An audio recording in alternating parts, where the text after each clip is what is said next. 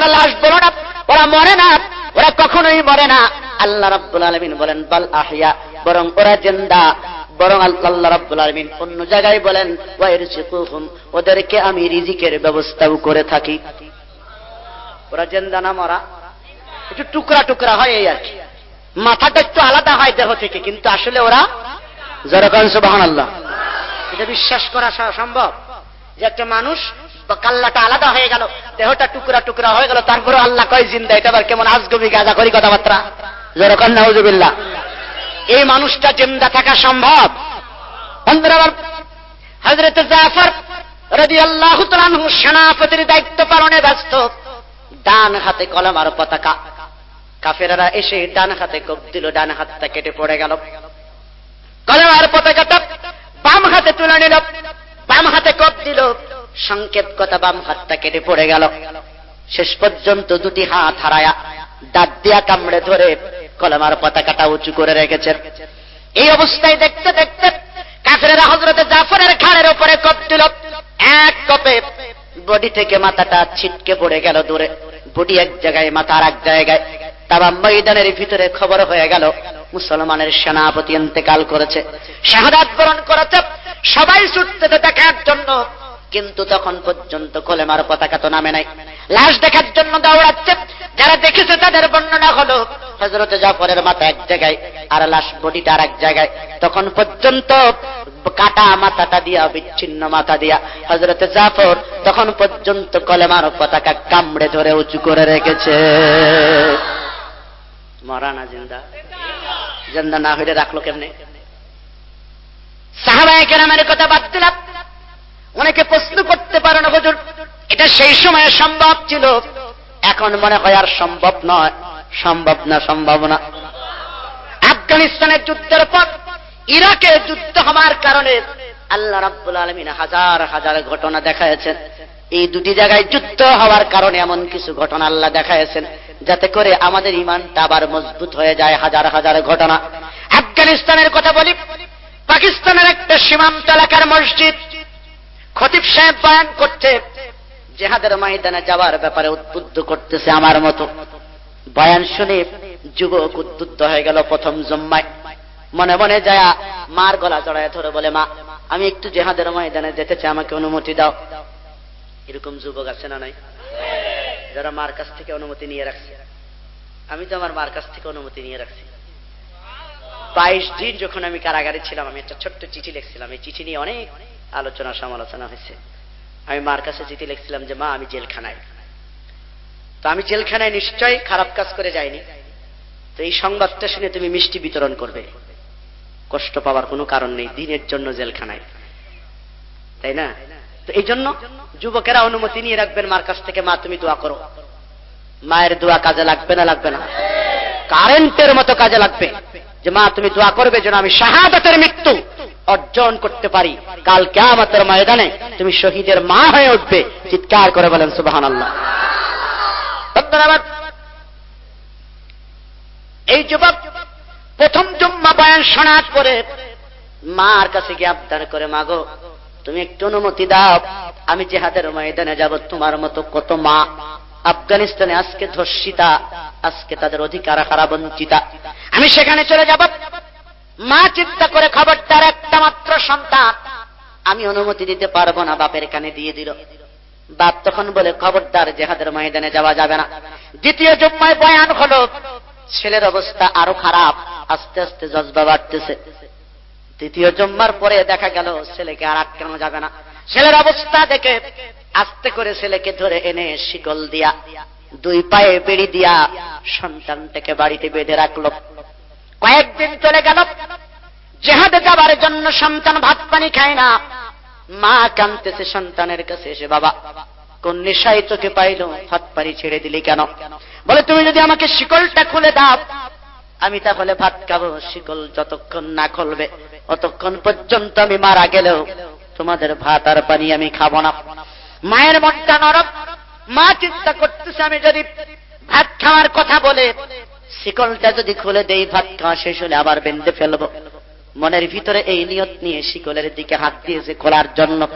আল্লাহর জান্নাতের মেহমান শাহাদাতের মর্যাদায় ভূষিত হবে। ডাক এসে গেছে আল্লাহর পক্ষ থেকে। আল্লাহর মেহমানের চোখ খাবারের দিকে নয়, মায়ের হাতের দিকে।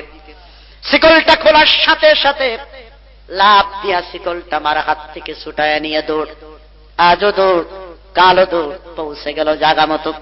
তাবুর কাছে গিয়া বল, আমি জিহাদের ময়দানে নাম লেখাতে এসেছি। তাবুর পাহারাদার যে ছিল সে বলে, জিহাদের কাফেলা অনেক আগে রওনা হয়ে গেছে, আজকের কাফেলায় আর তুমি যেতে পারবে না, অপেক্ষা করো, দ্বিতীয় কাফেলায় তুমি যাবে। বলে আমার ধৈর্য কুলায় না, কোন দিকে গেল কাফেলা, আমি সেদিকেই যাওয়ার চেষ্টা করব।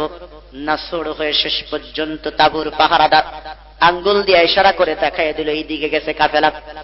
শিকলটা পায়ে বাপদাপ ঝুলতেছে। এই অবস্থায় দৌড়াতে দৌড়াতে জিহাদের ময়দানে চলে গেল, যেখানে যুদ্ধ চলতেছিল। হাতে কিচ্ছু নাই, অস্ত্র শস্ত্র নাই, লাঠি সুটা নাই, কিচ্ছু নাই, পাথর দিয়া যুদ্ধ করতেছে নিজের মতো। করতে করতে হঠাৎ করে এক সময় গুলি এসে লাগলো তার ঘাড়ের উপরে, ঢলে পড়ল, পাহাড়ের গুহার মধ্যে রক্তাক্ত হয়ে পড়ে গেল। কেউ খবর নিল না। যারা কমান্ডারের সাথে ছিল, তালিকা যাদের ছিল, তাদের হিসাব করে কমান্ডার তাঁবুতে ফিরে আসলো।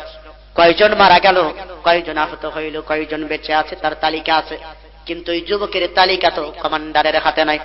পরে থাকলো তারা লাশটা অভাবে। 2 মাস চলে গেল, 2.5 মাস চলে গেল, 3 মাস পর্যন্ত লাশটা পাহাড়ের গুহায় পড়ে আছে। মাকে স্বপ্ন দেখায়, মা আমি কি অপরাধ করলাম, আমার লাশটা পর্যন্ত তোমরা নিলে না।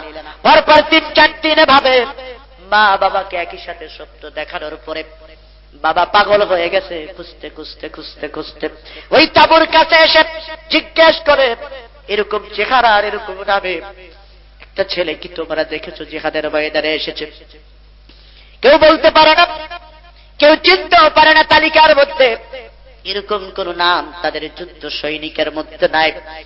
শেষ পর্যন্ত তাঁবুর ওই লোকটা বলে, পাহারাদার যে ছিল সে বলে, আমার কাছে অমুক দিন সকাল বেলা একটা যুবক আমার কাছে এসেছিল। বলে কোন চিহ্ন আছে কিনা? বলে হ্যাঁ, পায়ে শিকল বাঁধা আছে। বলে তাহলে এটাই আমার ছেলে, আমাকে আর চিনতে বাকি নাই। তখন তাঁবুর পাহারাদার বলে, আমি দেখিয়ে দিয়েছিলাম।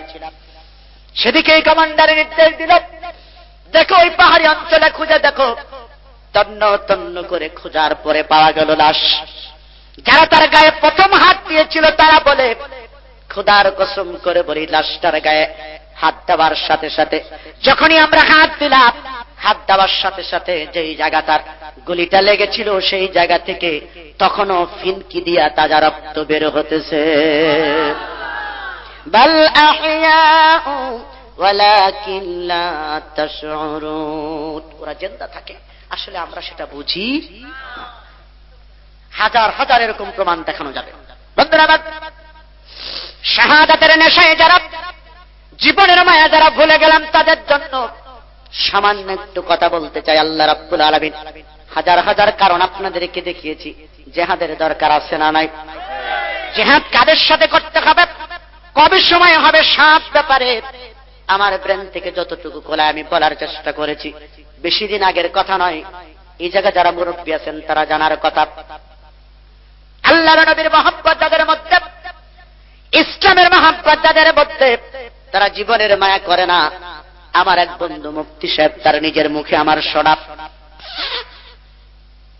পাকিস্তান লেখাপড়া করেছেন উনি। আর কয়েকদিন আগে, কয়েক বছর আগে, 3-4 বছর আগে উনি পাকিস্তানে আবার বেড়াতে গেলেন। উনি বলে, আমি পাকিস্তানে যাবার পরে মনের মধ্যে ইচ্ছা হলো একটু আফগানিস্তান ঘুরে আসবো। কিছু দূরে ঢুকলাম, ঢুকতে ঢুকতে বেশি দূরে আমরা যাইতে পারলাম না, তখনও যুদ্ধ চলতেছিল। কখন কি হয়, আমরা কিছু দূর যাবার পরে একটা চায়ের দোকান পেলাম।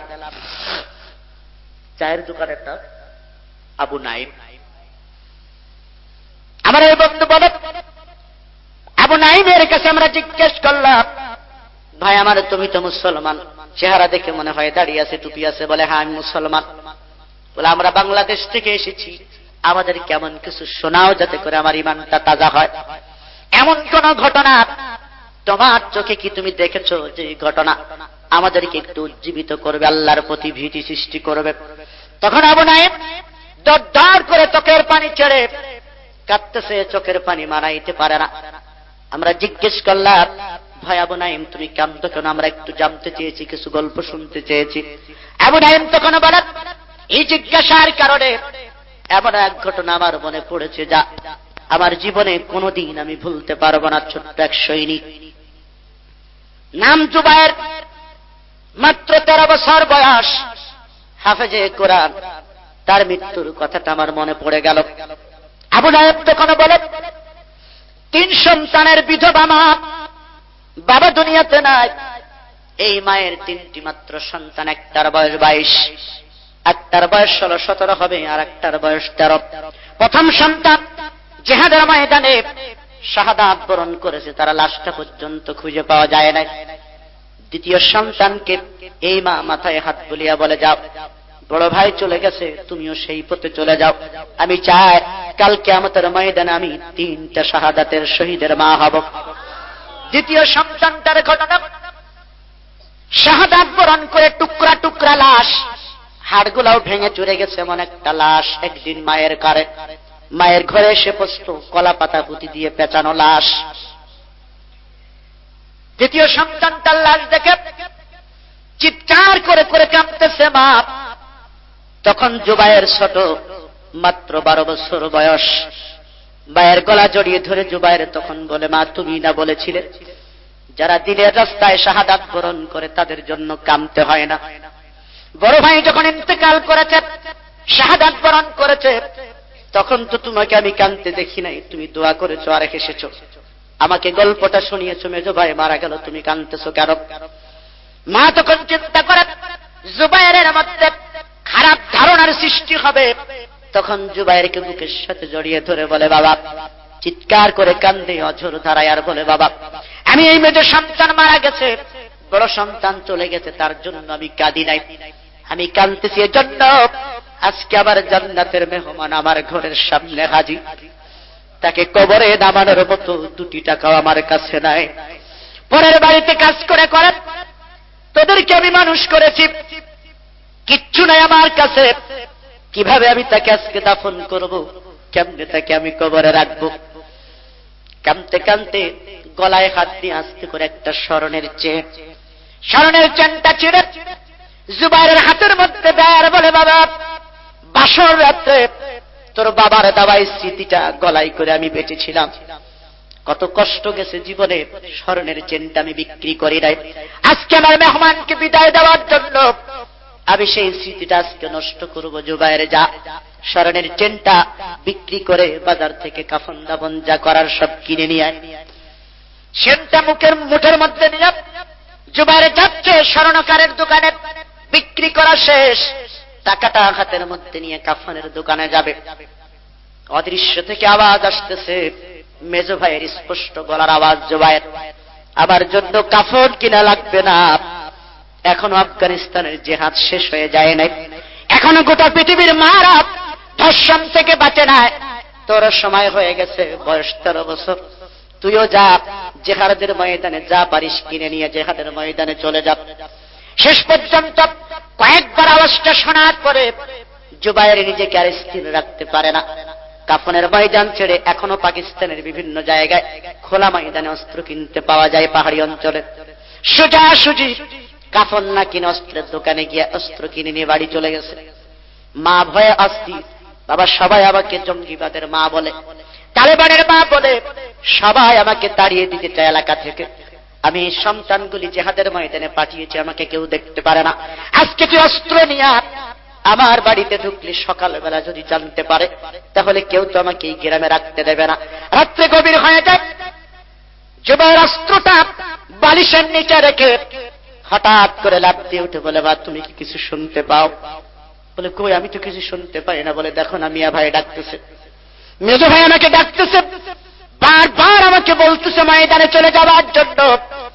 মা তখন চোখের পানি ছেড়ে আঁচল তুলে দোয়া করে, বাবু, আমি বুঝতে পেরেছি আবার 12 বছরের সন্তানটাকেও তুমি কবুল করে নিয়েছো।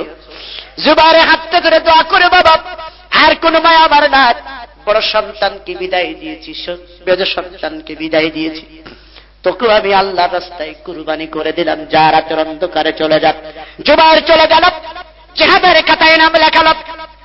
আবু নাইম বলে, এই জুবায়ের 1 থেকে 1.5 বছর আমরা দেখেছি ছোট্ট মানুষ, মাজ এবং মুআজের মতো তীর বেগে যুদ্ধ করত। সে কমান্ডার যা বলতো তার একটু এদিক ওদিক করত না। অস্ত্রটা নিজের মায়ের কিনা চেন বেচা কেনা অস্ত্রটা বালিশের নিচে রাখতো, নিজের হাত থেকে কোনো সময় বেহাত করত না। ও মুসলমানেরা, আল্লাহ রাব্বুল আলামিন যে এখনো বেঁচে আছে, শহীদেরা যে মরে না, তার প্রমাণটা দেওয়ার জন্য আমি বললাম শুধুমাত্র জুবায়ের এই অবস্থায় একদিন সেও শাহাদাত বরণ করল। আবু নাঈম বলে, জুবায়েরের শাহাদাতের পরে তামাম এলাকা জুড়ে সবার চোখে পানি এসে গেল। সবাই তাকে খুব স্নেহ করত, মায়া করত। জুবায়ের তখন পর্যন্ত মৃত অবস্থায়, দাফন কাফন করব, কিন্তু তার হাতের মধ্যে সেই অস্ত্রটা এখনো তৈরি, শক্ত করে ধরে রেখেছে। হাজার টানাটানি করেও তার হাত থেকে অস্ত্রটাকে আমরা আলাদা করতে পারলাম না। টানাটানি করার পরে মনে হলো যেন হাত গোলা বের হয়ে আসবে, তখন পর্যন্ত অস্ত্রটা সে ছাড়ে না। শেষ পর্যন্ত তার মাকে ডাকা হলো।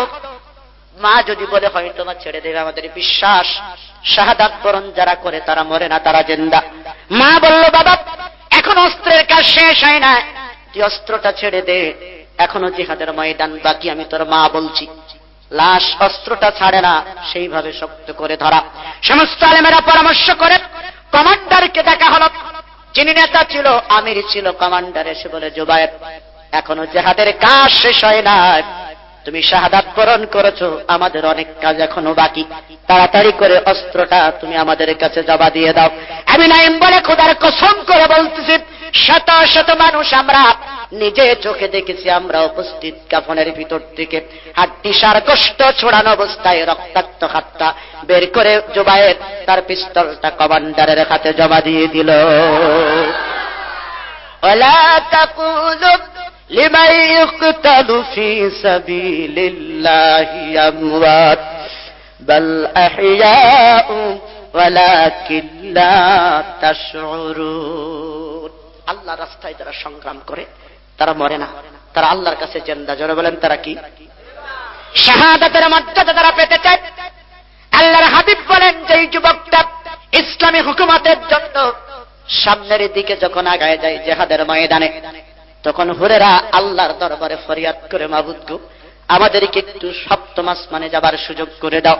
আমরা নিজে চোখে একটু অবলোকন করতেছি, আমাদের প্রেমিক একটু পরে যারা আমাদের কোলে ফিরে আসবে, জান্নাতে আসবে, তাদের জিহাদটা, তাদের যুদ্ধটা আমরা একটু দেখতে চাই। হুরেদেরকে অনুমতি দেওয়া হবে। প্রথম আসমানে এসে হুরেরা যুবকদের জিহাদ দেখতে থাকবে, বীর বিক্রমে। একটা যুবক যখন জিহাদ করে তখন হুরেরা মারহাবা ধ্বনি দেবে, তারা আনন্দ উল্লাস করবে, উৎসাহ দিতে থাকে। আর যখন একটা যুবক জিহাদের ময়দান থেকে পিছনের দিকে হটবে, তখন হুরেরা আবার বিলীন হয়ে যায়। যুবকটা যুদ্ধ করতে করতে যখন আহত হয়ে রক্তাক্ত হয়ে পড়ে যাবে, শাহাদাত বরণ করার আগ মুহূর্ত পর্যন্ত রক্তাক্ত হয়ে যখন পড়ে যায়, তখন হুরেরা আবদার করে, মাবুদ গো, আমার প্রেমিক রক্তাক্ত অবস্থায়, আহত অবস্থায় পড়ে আছে, একটু জমিনে যাবার সুযোগ আমাদেরকে করে দাও। আল্লাহ রাব্বুল আলামিন তাদের জমিনে যাওয়ার অনুমতি দেবেন। ওই আহত রক্তাক্ত যুবকটাকে হুরেরা তাদের রানের উপরে শোয়া, রক্তগুলি মুছায়া মুছায়া ধোয়া ধোয়া সেবা করতে করতে হুরেদের কোলের উপরে ইন্তেকাল করবে, শাহাদাতের মর্যাদা নসিব হয়ে যাবে। জোরে কোন সুবহানাল্লাহ। আর যদি শাহাদাত নসিব হয়ে যায়, আমি একটু আগেও বলেছি, কোনো হিসাব লাগবে না। রক্তাক্ত অবস্থায়, ক্ষতবিক্ষত অবস্থায় যখন আল্লাহর দরবারে এই ছেলেগুলা, যুবকগুলা, সৈনিকগুলা দাঁড়াবে, তখন আল্লাহ রাব্বুল আলামিন জিজ্ঞেস করবে, আমার ফেরেশতারা, সমস্ত মানুষের সুন্দর সুন্দর পোশাক, তাদের দেহে কোনো আঘাত লাগে নাই, কিন্তু এই মানুষগুলো রক্তাক্ত কেন, তাদের দেহগুলা ক্ষতবিক্ষত কেন? এই বলার সাথে সাথে ফেরেশতারা রিপোর্ট করবে, আল্লাহ তুমি কি জানো না? এদের খবর তো তোমার কাছে খুব ভালো জানা। আল্লাহ রাব্বুল আলামিন বলেন, তোমাদের মুখ থেকে শুনতে আমার একটু ভালো লাগে। ফেরেশতারা তখন বলবেন, এই মানুষগুলো তোমার দিন প্রতিষ্ঠা করার জন্য, অন্যায় অত্যাচার থেকে জনগণকে বাঁচানোর জন্য, তোমার প্রভুত্ব, তোমার খেলাফত প্রতিষ্ঠা করার জন্য এই মানুষগুলা জীবন দিয়া তোমার রাস্তায় সংগ্রাম করে মারা গেছে, শহীদ হয়েছে।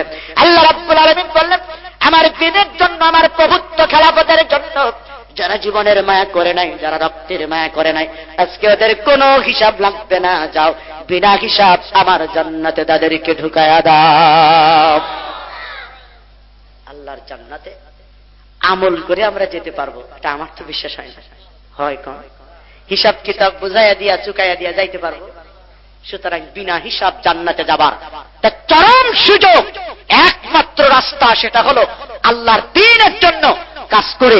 আল্লাহ যদি একটু শাহাদাতের মৃত্যুটা কবুল করে, তাহলে এটাই হলো সবচেয়ে বিনা হিসাব জান্নাতে যাবার সুযোগ। আমরা এই সুযোগটা গ্রহণ করতে রাজি আছি তো? সবাই রাজি ইনশাআল্লাহ? যারা এই বুঝটা বোঝে, যারা এই সিদ্ধান্ত না নিতে পারে, তারাই প্রকৃত মানুষ। শুধু চেহারায় মানুষ হলেই মানুষ হওয়া যায় না। আপনারা উঠবেন, এটা আমি বুঝেছি। আপনারা যে উঠবেন আমি বুঝেছি। আমি আপনাদের বোঝাতে চাচ্ছিলাম, আদৌ সংগ্রাম করার, ইসলামী হুকুমতের জন্য জিহাদ করার প্রয়োজন আছে না নাই? কয়টা কারণে? 3টা কারণে প্রয়োজন। আর 2 নম্বর প্রশ্ন করেছিলাম, কাদের বিরুদ্ধে জিহাদ করব? লোক পাইছি না পাই নাই? কখন জিহাদ হবে? সময় পাইছি না পাই নাই? আর জিহাদ করার পরে যে ফলাফল হবে, লাভ্যাংশ কি দাঁড়াবে, সেটাও আমরা পাইছি না পাই নাই? আলহামদুলিল্লাহর ব্যাপারে হলো আমরা মরলেও লাভ, বাঁচলেও লাভ। ঠিক কিনা যারা খান? হাতি মরলেও লাখ টাকা, বাঁচলেও লাখ টাকা। কথাটা ঠিক এমনই। মুসলমানরা বাঁচলেও গাজী আর মরলে শহীদ, উভয় জায়গায় আমাদের জন্য লাভের পরিমাণ সমান সমান। লস হওয়ার, লোকসান হওয়ার কোন সুযোগ এখানে নাই। সুতরাং এই ব্যবসার সাথে আমরা জুড়ে মিলে থাকতে রাজি আছি না নাই? হুজুর, আপনারা হুজুর মানুষ মসজিদের মধ্যে থাকেন, আপনারা তো বোঝেন সোজেন না। এটা রাজনৈতিক ব্যাপার, পলিটিক্যাল ব্যাপার স্যাপার, এগুলো আপনারা বুঝবেন না হুজুর, এরকম বলে না? বলে না? হুজুরদের মাথায় বুদ্ধি একটু কম। যেগুলো মদখোর, নারীখোর, গাঁজাখোর সারা রাত ভূত হয়ে পড়ে থাকে, ওইগুলো সকালবেলা সংসদে গিয়ে খুব ভালো কথা বলতে পারে। ওদের মাথায় সবচেয়ে ভালো পরিকল্পনা আসে, আর আমাদের মাথায় কোনো পরিকল্পনা নাই। ইসলাম যদি ক্ষমতায় আসে, আমাদের পরিকল্পনাগুলো শুনে রাখেন। শ্রমিক এলাকার মানুষের জন্য একটু বাস্তব কথা বলি। আজকের বাংলাদেশে বেকারত্বের সমস্যা সবচেয়ে বড় সমস্যা। বেকারত্বের কারণেই ধর্ষণ হয়, বেকারত্বের কারণে এসিড নিক্ষেপ হয়, বেকারত্বের কারণে একটা ছেলে নেশার দিকে ঢুকে পড়ে, বেকারত্বের কারণে একটা ছেলে ধর্ষকে পরিণত হয়, বেকারত্বের কারণে একটা ছেলে সন্ত্রাস করতে বাধ্য হয়।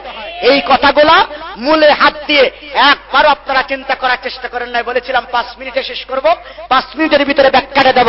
বেকারত্বের কারণেই আজকে মালয়েশিয়াতে ফ্যাক্টরি হয় বাংলাদেশের টাকায়, আজকে সিঙ্গাপুরে ফ্যাক্টরি হয় বাংলাদেশের টাকায়, আর আমার দেশের ফ্যাক্টরিগুলা ওই পুকায় খায়। বন্ধুরা আমার, যেই ছেলেটা ডিগ্রি পাস করে বসে আছে, মাস্টার্স কমপ্লিট করে বসে আছে, বিকালবেলা যখন বাজারের সময় হয়, তখন মার কাছে গিয়ে বলে, মা 10টা টাকা দাও, একটু বাজারে যাব। বলে কিনা? মা তখন কি কয়? তোরে কদু বেছে, ডিম বেছে, পরের খেতে কাজ করে, তোরে পরের বাড়ি কাজ করে তোরে লেখাপড়া শিখালাম, এত দূর করলাম, বড় করলাম, এখনো টাকা চাও? লজ্জা শরম কিচ্ছু নাই? মরতে পারিস না গলায় দড়ি নিয়ে? বলে না? বলে না? বাপের কাছে টাকাইছিল, বাপ বকে, মা বকে, শেষ পর্যন্ত এই গরিব করে ছেলেটা, মাস্টার্স কমপ্লিট করা ছেলেটা, সরকার তাকে কোনো কাজের ব্যবস্থা করে নাই।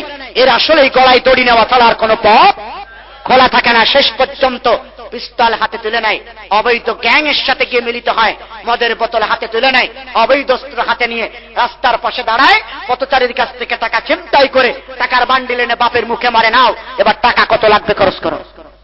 সন্ত্রাস কেন হয়? বেকারত্বের কারণে। ইসলামী হুকুমতের পক্ষে শাহাদাতের নেশায় বিনা হিসাব আল্লাহর জান্নাতে যাবার নিয়তে আমাদেরকে ইসলামের পক্ষে কাজ করার তৌফিক আল্লাহ দান করুন। জোরে বলেন আমিন।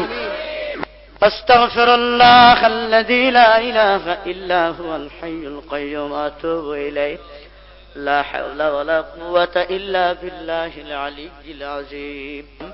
আল্লাহুম্মা আমিন, আল্লাহুম্মা আমিন, আল্লাহুম্মা আমিন। আল্লাহ, তোমার রহমত ছাড়া আমাদের কোনো উপায় নাই। মাবুদ গো, আমাদের তো গুনাহ ছাড়া কোনো পুঁজি নাই, তোমার রহমত ছাড়া আমাদের কোনো উপায় নাই। তোমার রহমতের দিকে তাকায়া গুনার বোঝা মাথার সাথে নিয়ে 2টি হাত পেতেছি। আল্লাহ, আমাদের হাত দুখানি তুমি কবুল আর মঞ্জুর করে নাও। মাবুদ গো, আলেম ওলামাদেরকে নিয়ে হাত উঠাইলাম, কোটি কোটি মাসুম বাচ্চাদেরকে নিয়ে হাত উঠাইলাম। আল্লাহ, হাফেজে কোরআনদেরকে নিয়ে হাত উঠাইলাম। দাড়ি পাকা মুরব্বীদেরকে নিয়ে হাত উঠাইলাম। মাবুদ গো, দাড়ি পাকা মানুষেরা যদি তোমার কাছে হাত পাতে, আল্লাহ তুমি নাকি তাদের হাতটা ফিরাইয়া দিতে লজ্জা পাও। আল্লাহ সকলকে দিয়ে হাত উঠাইলাম। আমরা যারা হাত উঁচু করেছি আমাদের জীবনের গুনাহগুলো তুমি মাফ করে দাও। মাবুদ গো, আমাদেরকে মাফ করে যদি তোমার জান্নাতে দিয়ে দাও, কারো কাছে তোমার কৈফিয়ত দেওয়া লাগবে না, হিসাব দেওয়া লাগবে না। আর যদি তুমি আমাদেরকে মাফ না করে তোমার জাহান্নামের আগুনে ছেড়ে দাও, মাবুদ গো, তোমার তো কোনো লাভ হবে না। আদর দিয়া মানুষ আল্লাহ বানাইয়া কেমনে দিবা জাহান্নামে ফেলিয়া, কেমনে দিবা জাহান্নামে ফেলিয়া। সকলেরই দরজা হইতে আল্লাহ ফিরিয়া তোমারি দর যাতে রইল পড়িয়া, তোমারি দর যাতে রইল পড়িয়া। মাব যদি না করো তোমার বান্দারে, বলো তোমার বান্দা যাবে কার কাছে, বলো তোমার বান্দা যাবে কার কাছে। আল্লাহ আমাদের সকলকে তুমি মাফ করে দাও, কবুল করে নাও। মাবুদ গো, আমি জানি না কে মা হারাইয়া আমাদের সাথে দুটি হাত উঁচু করেছে, বাড়ি গিয়ে আর মা বলে ডাকতে পারবে না। কে আব্বা হারাইয়া আমাদের সাথে হাত উঁচু করেছে, মাবুদ বাড়ি গিয়ে আর আব্বা বলে ডাকতে পারবে না। আল্লাহ আব্বা আম্মার কবরটুকু তুমি জান্নাতের বাগান বানায়া দাও। আল্লাহ আব্বা আম্মার কবরের সাথে জান্নাতের দরজাটা একটু খুলে দাও। মাবুদ গো, আমাদের শ্বশুর শাশুড়ি, দাদা দাদি, নানা নানি, আত্মীয় স্বজন, ভাই বোন যারা মারা গেল, আল্লাহ সকলকে তুমি মাফ করে দাও, কবুল করে নাও। আল্লাহ এলাকার মাটির নিচে যারা শোয়া আমাদের দিকে তাকিয়ে আছে, মাবুদ গো, তাদের কবরে আযাব তুমি মাফ করে দাও। আল্লাহ এলাকাবাসী অনেকে ইন্তেকাল করেছে, আমার কাছে আসছে আল্লাহ। আল্লাহ তারা অনেকেই দোয়া চেয়েছে, মাবুদ আজকের মাহফিলের ওসিলায় আল্লাহ তাদের কবরে আযাব হয়ে থাকলে তুমি মাফ করে দাও। তার মধ্যে নাই বাংলার টেকটপ থেকে তেতুলিয়া পর্যন্ত ইসলামী হুকুমতের জন্য সারাটি বছর যিনি দৌড়াতেন, মাবুদ গো